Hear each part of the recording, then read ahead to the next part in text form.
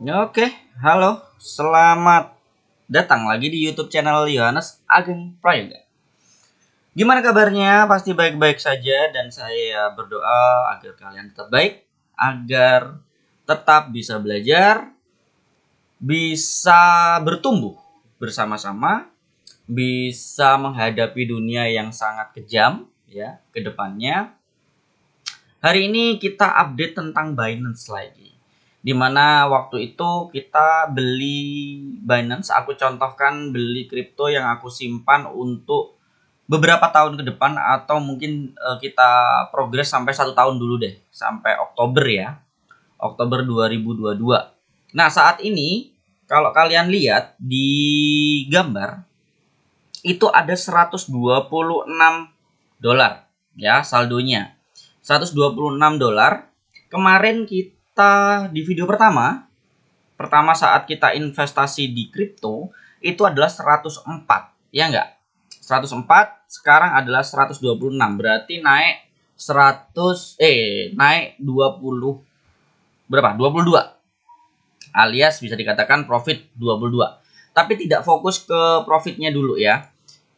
Karena yang di akun spot aku ada 66 dolar, di futures bukan, di earn aku ada 59 dolar. Jadi total ada 126. Kenapa kok ada di earn nggak di spot?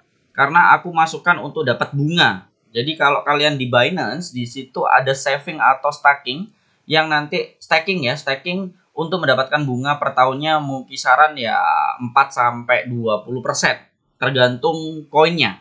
Nah, itu next time aja aku jelasin. Sekarang aku mau jelasin alasan, tujuan, maksud kenapa aku masuk ke dunia kripto dan menahan koinku beberapa tahun, bukan bentuk trading.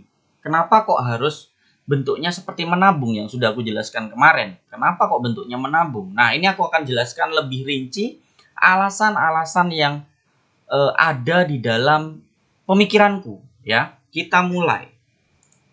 Tapi sebelum mulai, tolong di-subscribe dulu YouTube channel ini ya.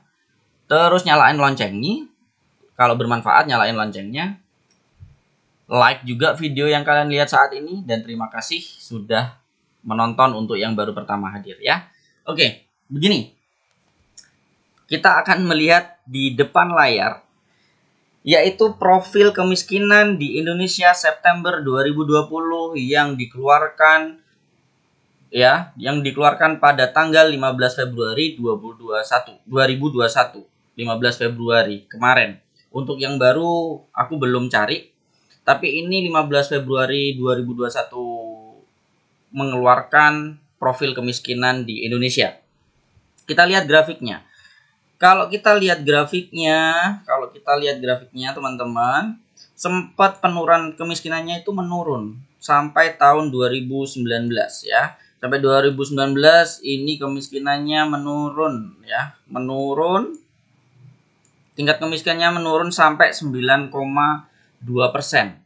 Dan saat ini dari 2019 sampai saat ini terjadi kenaikan, apalagi adanya pandemi ya, pandemi COVID-19. Bener nggak sih? Kok 19 sih 18? Lah COVID-19. Iya bener 19. Nah, ini sudah mulai naik ke 10,19% kenaikan kemiskinan di Indonesia. Sudah sangat miris dan ya menurutku moga-moga orang-orang yang di bawah sudah bisa mencari celah bagaimana menghadapi COVID ya dan ya krisis seperti ini. Semoga baik-baik saja. Nah, di sini aku mengajarkan lagi, nanti kita ke bawah lagi. Nah, ini yang kaya makin kaya, yang miskin tetap miskin. Ini yang akan terjadi. Pola yang akan terjadi. Ya, pola yang selalu terjadi. Kenapa orang banyak bilang wah yang kaya pasti makin akan kaya, dan yang miskin akan tetap miskin, bahkan bisa makin miskin. Ini yang pola yang akan terjadi. Kalau kita melihat dari perilaku itu dan persentase itu seperti ini persentasenya. Yang kaya itu mungkin hanya 10%, tapi menengah bawah kebanyakan 90% ya dari populasi kita. Populasi di dunia sebenarnya, bukan hanya di Indonesia. Apa hubungannya dengan investasi kripto, Mas? Ini kan hanya tentang kemiskinannya Indonesia. Nah, ini alasannya kenapa aku investasi kripto. Ada pola pikir di mana menengah ke bawah dan orang kaya atau orang yang akan kaya itu berbeda. Nah, ini yang aku ingin rubah mindsetnya kepada teman-teman. Bagaimana kita merubah mindset yang selama ini sudah mendarah daging di masyarakat Indonesia dari dulu. Apa itu? Yaitu pemberitahuan di mana sekolahlah, berilmulah, mencari ilmulah yang banyak, mencari ilmu yang pandai di sekolah, di kuliah, di bangku kuliah untuk mendapatkan kerja yang bagus di sebuah perusahaan. Ini mindset yang menurutku sudah tidak zaman, teman-teman. Sudah tidak sesuai dengan kita, teman-teman. Karena mindset ini adalah diajarkan bahwa dibiasakan kita untuk hanya mencari kerja di perusahaan-perusahaan besar. Bukan membuat lapangan pekerjaan untuk masyarakat kita sendiri atau kawan-kawan kita sendiri. Tapi kita memang dibiasakan untuk mencari kerja, menjadi pekerja, menjadi pegawai agar dapat gaji, bla bla bla. Kenapa kita tidak bikin bisnis, tidak bikin usaha sendiri saja? Kenapa mindset itu dijadiin acuan? Semoga kamu lulus di universitas terbaik di Indonesia sehingga menerima gelar yang baik dengan IPK tertinggi mungkin agar bisa diterima di perusahaan besar dan mendapatkan tempat yang berkelas di perusahaan tersebut. Oh, miris. Bukan berarti itu buruk ya. Bukan berarti itu buruk. Itu boleh terjadi, tetapi tidak harus kalian seperti itu selama hidup kalian. Karena ketika kalian ingin menjadi bekerja dan mendapatkan gaji yang gede, itu wajar. Tetapi jangan terus seperti itu pola pikirnya. Itu akan tetap kalian jadi pekerja. Tetap kalian akan menjadi sesuatu atau yang tidak bisa seperti orang kaya yang ada di dunia. Contoh seperti Warren Buffett, seperti George Soros, seperti pendiri Facebook, Mark Zuckerberg, dan lain-lain. Itu nggak seperti Elon Musk, kayak gitu nggak. Karena mindsetnya sudah berbeda. Mindsetnya itu apa? Mindsetnya mereka itu awal memang mereka kebanyakan dari nol. Nah, aku kasih tahu alasannya begini. Mereka kebanyakan kalau kalian lihat biografi mereka selalu masuk ke dunia futures, ke dunia saham, dan investasi. Kenapa orang kita tidak melakukan hal yang sama? Mungkin kurangnya informasi. Nah, ini ya terima kasih banget untuk YouTube. Sebenarnya banyak sekali yang bisa kita sharingin di YouTube ini. Untuk merubah kita, bangsa kita menjadi bangsa yang elit gitu, paling enggak masyarakatnya itu punya pemikiran yang luas gitu. Jadi kita di sini sama-sama belajar ya, walaupun mungkin penataan dari kata-kataku itu kurang bagus, tapi coba cerna pelan-pelan. Aku ingin merubah mindset kita bersama itu menjadi mindset orang kaya, orang yang super kaya, yang ada di persentase 5%, 10% ini. Mungkin ya 5% mungkin malahan ya. Di area ini, mindset kita harus berada di area 10% ini. Ya, bukan di area 90%. Aku ceritakan nanti dengan pola, dengan alur biar lebih paham. Nah, terus ini yang akan terjadi. Dan kalau kalian perhatiin dari gambar, itu orang kaya cuma satu orang, ya. Orang kaya cuma satu orang, tapi menengah ke bawah banyak orang, tapi tetap lebih berat orang kaya. Kenapa? Kalau kita melihat geografis mereka, lihat apa yang mereka kerjakan, pasti mereka adalah owner suatu perusahaan. Ya, orang kaya itu owner suatu perusahaan. Terus dia itu pemegang saham, co-founder, kayak gitu-gitu. Ya. kebanyakan mereka itu adalah orang yang punya perusahaan atau pencipta perusahaan, pencipta lapangan pekerjaan. Terus dia itu pemegang saham dari sebuah perusahaan, entah itu perusahaan sendiri atau perusahaan orang lain. Selalu seperti itu polanya. Dan kita tidak diajarkan itu dari masa kanak-kanak, dari orang tua kita sendiri, sampai kita sekarang dewasa lulus kuliah mungkin, itu tidak diajarkan itu. Tapi diajarkan polanya adalah intinya cari kerja aja yang bagus di perusahaan bagus biar dapat gaji bla bla bla. Itu nggak buruk, itu batu loncatan yang aku bilang tadi.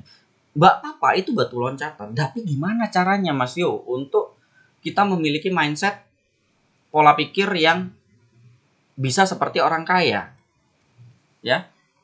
Jadi kita sekarang akan masuk ke industri 4.0. Nanti aku ceritain apa industri 4.0.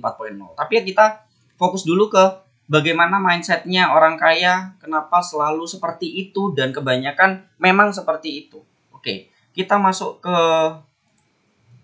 gambaran ya, biar lebih paham ya. Aku kasih alurnya. Oke, perhatikan baik-baik nih alurnya, aku buat sesimpel mungkin bagaimana untuk kita memahami lebih lanjut dan bisa merubah mindset kita. Oke, bentar. Aku siapin toolsnya dulu. Oke, toolsnya sudah aku siapin di sini. Kita sama-sama manusia, ingat, kita sama-sama manusia, ya. Kita sama-sama manusia hidup di dunia ini yang memiliki waktu. Berarti kita ketika sama-sama kita masuk ke yang menengah ke bawah dulu ya. Perbedaannya ya, kita masuk ke kebiasaan menengah ke bawah dulu. Kebiasaan orang-orang menengah ke bawah itu seperti ini. Kita sama-sama manusia, orang menengah ke bawah juga manusia, orang kaya juga manusia. Dia memiliki waktu, time. Ya. Dia memiliki waktu. Oh, kelamaan kalau gini caranya. Aku langsung tulis saja di sini dia memiliki waktu, ya. Sorry. Time. Ya, sama-sama memiliki waktu. Kita semua manusia sama-sama memiliki waktu. Selanjutnya adalah kita bekerja. Dalam hidup kita pasti bekerja. Untuk mendapatkan apa bekerja? Mendapatkan uang lah. Bekerja. Ya, waktu kita akan dilakukan untuk bekerja. Ini konsep dari orang menengah ke bawah ya, atau alur dari orang menengah ke bawah. Yang pertama, kita punya waktu terus bekerja. Bekerja hasilnya apa? Hasilnya adalah uang. Gaji, ya. Uang. Setelah itu, apa yang terjadi ketika kita dapat uang? Untuk menengah ke bawah, kebiasaannya adalah pengeluaran. Nah, dari sisi pengeluaran ini yang berbeda.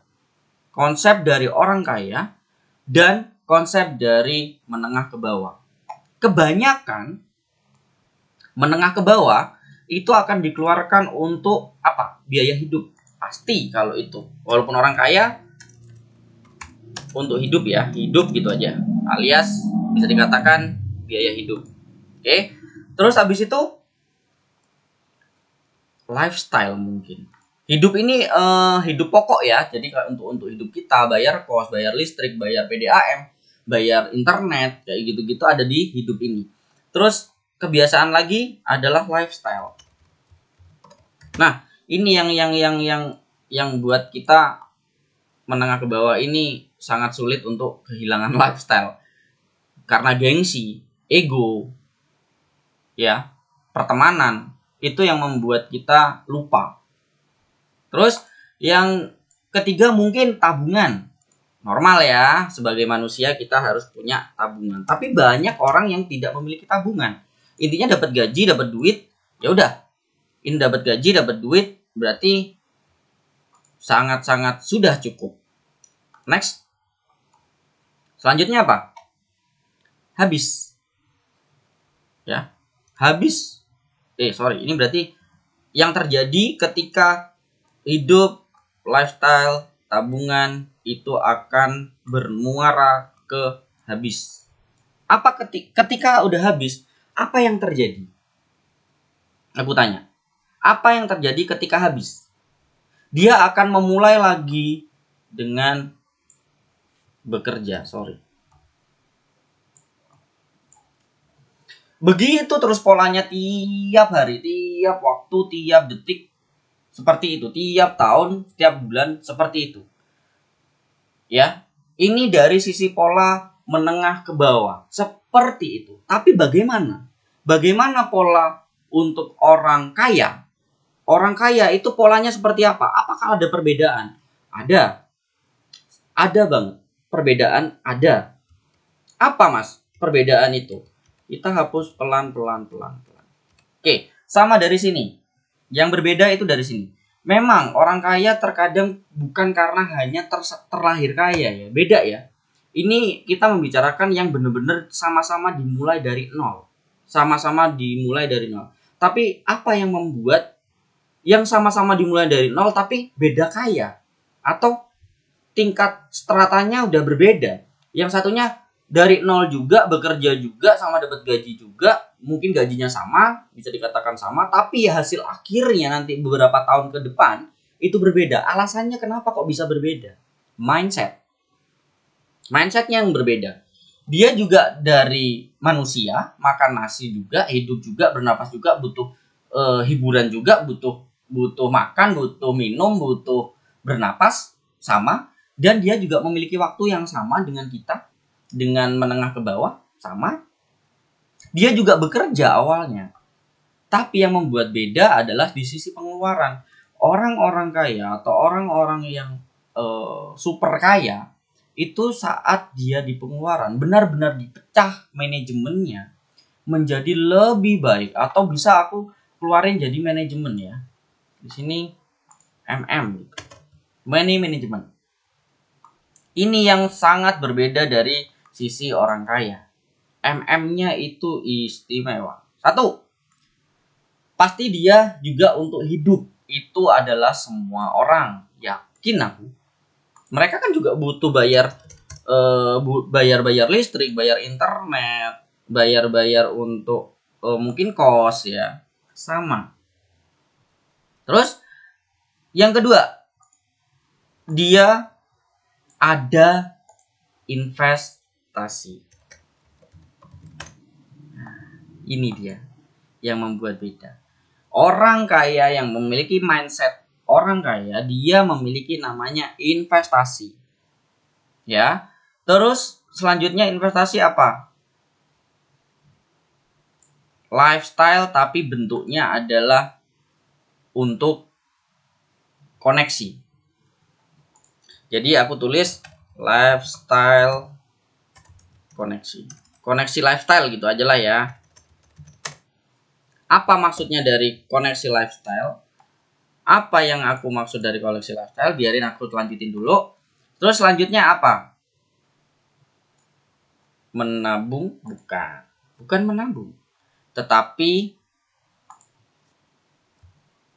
dana tak terduga.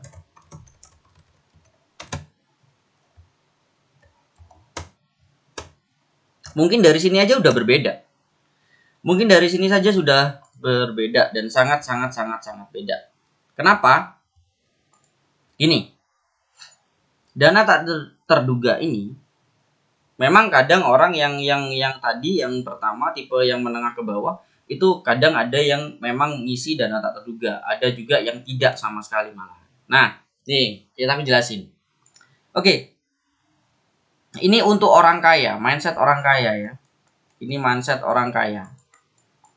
Sama dia memiliki waktu, terus dia bekerja, oke, sama persis. Dia memiliki gaji, tapi di yang berbeda, pengeluaran dan manajemen yang berbeda. Mungkin 20% atau 30% itu masuk ke pokok hidup, bayar listrik, dan itu udah aku jelasin tadi, bayar listrik, PDAM, internet, lain-lain ya, udah masuk sini. Terus, nah ini yang membuat beda. Ada beberapa persen yang akan dimasukkan ke dalam sebuah investasi. Mungkin 10% atau 20% dimasukkan ke sebuah investasi. Nah, ini harus aku pecah lagi. Ya. Aku pecah lagi. Investasi itu pasti fungsi dari investasi apa sih? Mendapatkan uang lagi dari investasinya. Berarti dapat uang. Ya, dari sini dapat uang. Uang lagi. Mungkin jangan uang, tapi investasi apa? Properti. Mungkin, ya. Salah satu dari ini properti. Terus investasi apa lagi? Investasi saham. Sorry.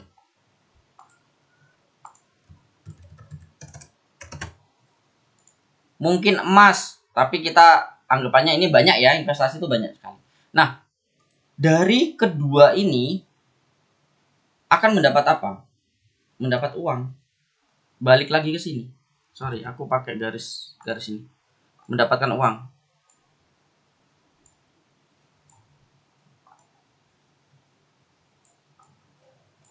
Nah, mendapatkan uang. Bekerja dapat uang. Ini dapat uang juga. Sorry. Ya. Nah, koneksi lifestyle itu mendapatkan teman bisnis.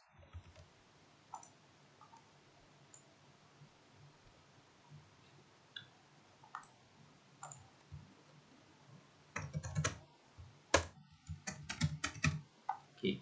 Mendapatkan teman bisnis. Untuk apa? Untuk balik lagi ke mendapatkan uang lagi. Dimana kita ketika kita memiliki teman bisnis, bisa aja kita gabung dengan dia atau kita menjualkan produknya teman kita, ya, dapat bisnis. Tapi kita harus ada namanya uang untuk koneksi lifestyle. Terkadang kita seolah-olah jadi orang kaya untuk mentraktir mereka, untuk bisa dekat dengan mereka. Itu fungsinya kenapa harus ada uang di mana kita sisihkan untuk koneksi lifestyle, di mana kita mencari teman yang berkualitas dengan cara cheating, dengan cara ya sedikit curang, di mana kita mendekati seseorang dengan embel-embel, ayo tak traktir ke sini yuk. Nah, itu kan kebanyakan orang suka. Jadi kita lebih dekat terus habis itu bisa kita mungkin mencari ilmu pengalaman dari dia, mungkin kita berteman dengan orang yang lebih atas daripada kita, atau mencari kolega atau teman bisnis yang sama-sama frekuensinya sama, tujuannya sama, bekerja sama untuk mendapatkan apa? Uang lagi. Oke. Nah, terus habis itu apa dana tak terduga ya? Kalau dana tak terduga nggak usah aku jelasin lah ya. Intinya dana tak terduga ketika tiba-tiba kita sakit, kita ada keperluan mendadak, bisa jadi. Tapi kalau kita nggak ada dana terduga, jelasnya kita akan kebingungan. Bisa aja pinjem ke orang, pinjem ke teman, pinjem ke sahabat atau saudara, keluarga, dan itu bisa menjadi peluang untuk kita memutus silaturahmi, koneksi. Itu bisa jadi. Jadi di sini ini ya pola yang kebanyakan orang kaya, ini kok kayu sih ya. Orang kaya lakukan. Mereka mengatur pengeluarannya untuk benar-benar dipecah-pecah, tapi lebih bermanfaat. Terkadang orang yang menengah ke bawah, mungkin yang dapat gaji sama-sama 5 juta deh. Kita bayangin 5 juta sama. Kadang lifestyle-nya berbeda, di mana orang yang menengah ke bawah, dia tampilannya keren. Tapi yang mindsetnya orang kaya untuk awal, yang startnya sama bareng, dia ya udahlah aku pakai baju yang ala kadarnya dulu, kos di tempat yang murah, yang penting aku bisa tidur, bisa makan, istirahat, terlindung dari panas dan hujan. Tapi 10 tahun ke depan itu ada perbedaan. Itu akan ada perbedaan jumlah kekayaan dari orang menengah ke bawah sama orang kaya. Yang mindsetnya ya, mindset orang menengah ke bawah dan mindset orang kaya nanti 10 tahun ke depan akan berbeda jumlah kekayaannya. Karena mindset orang kaya itu memang benar-benar sudah dipecah banget dan teratur dan punya tujuan yang pasti. Ya, aku udah katakan ini pasti ya. Pasti kaya. Nah, itu pembelajaran yang sudah aku lalui dari 2010, di mana kesalahanku kemarin adalah aku terlalu percaya kepada orang sehingga jumlah investasiku aku lemparkan semua ke bisnis yang baru aku kenal sehingga mengalami kebangkrutan apalagi ada Covid dan itu menjadi zero kembali. Maksudnya zero kembali adalah jumlah investasiku benar-benar berkurang drastis karena aku sedot. Jadi tidak ada passive income, ya. Nah, di investasi sendiri dari orang kaya sendiri properti, saham itu sangat bagus. Nah, sekarang kita balik lagi ya. Udah paham ya dari konsep orang mindset orang kaya sama orang menengah ke bawah. Jadi kita harus menjadi mindset ke 10%, mindset 10% yang ada di mana? Di dunia pastinya. Mindset 10% masuk mindset 10% orang kaya. Jangan masuk ke mindset menengah ke bawah. Bukan zamannya sekarang, bro. Sekarang zamannya adalah zaman industri. Ini tadi yang aku jelasin di mana orang kaya semakin kaya, orang miskin atau orang menengah ke bawah semakin turun lagi. Nggak bisa jadi orang kaya karena mindsetnya berbeda. Itu kenapa dia lebih berat. Walaupun satu orang lebih berat daripada banyak orang. Itu ya. Mereka tidak bersenang-senang dahulu ketika dapat duit, tapi mereka memikirkan untuk investasi jangka panjang dengan beli saham, pemegang saham, bikin bikin bisnis dan lain-lain. Memang ada kesulitannya. Nah, setelah betul, belum aku lupa mau jelasin. Setelah beberapa tahun itu bakal ada pilihan dari mindset orang kaya di mana boleh kamu tidak bekerja lagi karena kan udah ada passive income dari properti. Contoh properti kos-kosan, kita udah mendapat hasil per bulannya adalah contoh 10 juta dari kos-kosan yang mungkin satu kamarnya dikosin 500.000.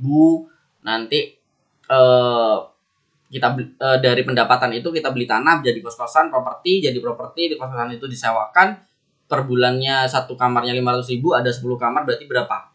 Kan 5 juta. 5 juta. Kalau 20 kamar berarti kan ada 10 juta. Nah, dari 10 juta itu kamu bisa memilih akan kamu berhenti bekerja karena gajimu yang 5 juta tadi per bulan itu sebenarnya lebih besar dari investasimu sekarang. Investasimu lebih besar sekarang dari pendapatan kos kan. Jadi kamu boleh bekerja, tapi menurutku kalau cuma 10 juta pendapatan per bulan itu jangan dulu. Kamu terusin bekerja untuk menambahkan aset investasimu di tanah di bursa saham, perusahaan, mungkin bank, perusahaan saham-saham yang banyak dibutuhkan. Contoh kayak Unilever itu kan bahan-bahan pokok dan selalu dibutuhkan dan selalu berjalan, perusahaan gede. Itu mendapat return yang lumayan daripada deposito atau menyimpan uang saja, ya. Di situ bagusnya mindset orang kaya. Selanjutnya, kita udah kenal ya mindset orang kaya sama orang menengah ke bawah. Itu mindsetnya seperti itu. Kenapa orang kaya semakin kaya, orang miskin semakin miskin. Sekarang belajar tentang industri 4.0. Dan ini akan nyambung ke kenapa aku memilih kripto. Ya, industri 4.0 adalah 4.0 ya. Itu adalah teknologi yang sangat berkembang nantinya, di mana industri ini berpatokan pada teknologi yang baru. Ya, semua akan tergantikan dengan robot. Orang-orang yang bekerja dengan otot, sekarang sudah banyak robot yang bisa mengerjakan itu tanpa capek, tanpa harus mengeluh, tanpa harus sakit. Robot mungkin bisa rusak, tetapi kalau dihitung, memang awal pembuatannya mahal. Beli robotnya memang mahal. Tetapi kalau dihitung jangka panjang, itu lebih murah daripada kita harus menggaji manusia yang nggak butuh THR, yang nggak butuh istirahat. Ya mungkin istirahat ada, tetapi tidak sama seperti manusia yang gampang mengeluh. Itu industri 4.0. Siapkah Anda untuk mengalami itu? Nah, di sini aku akan sharing kenapa aku memilih kripto, karena nanti akan keuangan juga akan berubah menjadi teknologi. Ya enggak? Berarti keuangan yang sekarang kita menjadi kertas bisa berubah menjadi teknologi yang gampang untuk mengirim, membayar, membeli, ya, membeli sesuatu, menyewa sesuatu. Itu akan masuk ke industri 4.0, akan datang masa itu. Dan aku melihat kripto ini adalah termasuk mata uang elektronik yang baru. Desas-desisnya sama seperti internet zaman dulu, yang dimana internet zaman dulu tidak dipercaya oleh orang. Buat apa sih internet, bla bla bla bla. Ternyata sekarang menjadi the big konsumtif bagi manusia. Sampai ke desa-desa pun mereka menggunakan namanya internet, ya enggak?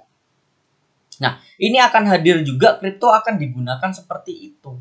Kenapa? Karena aku membaca dari orang-orang terkaya, investor-investor kaya di dunia, ya, yang mungkin peringkat kekayaannya 10 besar, itu membicarakan tentang cryptocurrency, apalagi BTC, Bitcoin.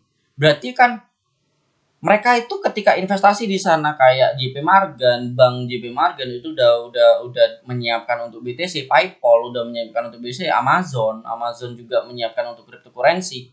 Terus negara-negara juga ada CBDC di mana dia akan mempersiapkan mata uangnya untuk menjadi cryptocurrency seperti cryptocurrency. IDR, USD itu akan berubah menjadi berbasis kripto. Berarti kan gambarannya ini akan menjadi sesuatu yang baru yang akan booming nantinya. Nah, ini karena kita permulaan, berarti kan ada kesempatan buat kita untuk masuk lebih awal, di mana investasi kita yang lebih awal ini akan membuahkan hasil 5 tahun ke depan. Ketika kita 5 tahun ke depan, aku akan lihat apa yang aku kasih jurnal di YouTube ini dari Oktober kemarin. Kita lihat tahun depan aja dulu akan seperti apa. Ya, karena aku sangat percaya banget bahwa industri 4.0 akan segera terjadi dan kripto akan segera meledak pada waktunya. Dan ini pun belum termasuk harga yang mahal. Ini awal mula terjadinya ledakan itu. Inilah dunia kita. Rubahlah mindset kalian menjadi mindset orang kaya, di mana jangan kamu habiskan gajimu, jangan kamu habiskan apa pendapatanmu yang mungkin per bulan. Sisakan sedikit, ya 10% atau 20% untuk masuk ke dunia investasi. Entah, kalian terserah. Kalau aku milih industri 4.0 yaitu cryptocurrency. Kalian mau milih saham boleh, kalian mau investasi untuk kos-kosan, untuk kos-kosan ada kan yang sekarang patungan untuk buat kosan, ada banyak aplikasinya yang membantu mereka. Intinya kita dapat return di atas inflasi. Terserah kalian milih apa, tapi saranku karena aku membacanya tentang industri 4.0 itu seperti itu, makanya aku memilih kripto, ya. Paham ya? Pola pikirku adalah aku akan mulai dari awal dulu. Bentuknya bukan untuk trading. Beli, nanti profit jual dengan cepat, beli lagi, profit jual dengan cepat. Tapi aku menyimpan untuk menunggu industri 4.0 akan terjadi berikutnya. Oke, itu penjelasanku yang lumayan panjang, berapa menit ini? 30 menit. Semoga ini bisa membuat gambaran kalian siap. Udah, gini aja.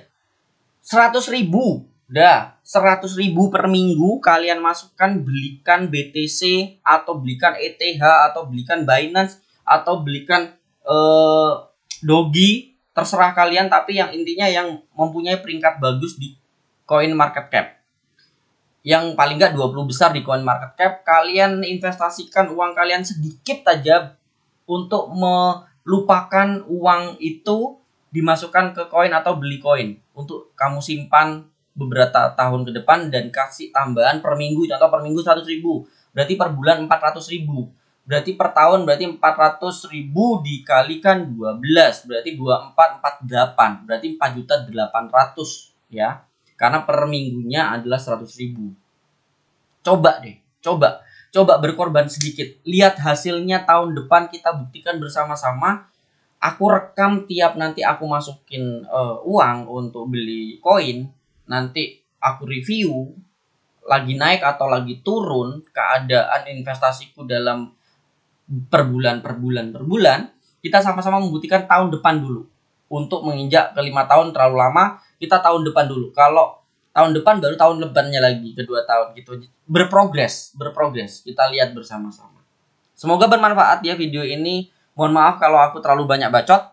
Dan aku berusaha untuk merubah mindset kita, masyarakat Indonesia, untuk membuat negara kita itu bukan negara miskin. Negara kita adalah orang-orang cerdas yang pemikirannya, mindsetnya adalah mindset orang kaya. Aku mau itu. Aku mau kalian juga mengikuti mindset orang kaya. Kalian bisa, aku pun bisa, semua orang bisa. Tapi mindsetnya harus dirubah dulu menjadi orang kaya. Walaupun belum kaya tidak masalah. Kalian bisa kaya. Jangan hanya dapat gaji keluar, dapat gaji keluarin, dapat gaji keluarin, tapi nggak dapat apa-apa, timbal balik apa-apa. Ya. Kalian ada waktunya akan berhenti bekerja, entah itu karena sakit, entah itu karena ya keadaan buruk, mungkin ya semoga nggak kecelakaan, dipecat PHK karena udah berubah jadi robot semua, bisa jadi seperti itu. Jadi kita harus memprotek diri dari sekarang, teman-teman. Kita harus protek diri dari sekarang, kawan-kawan. Ya, itu pesanku, dan selamat berinvestasi, selamat belajar, happy trading. Bye bye all. Jangan lupa di subscribe, like, dan subscribe dan loncengnya ya. Bye.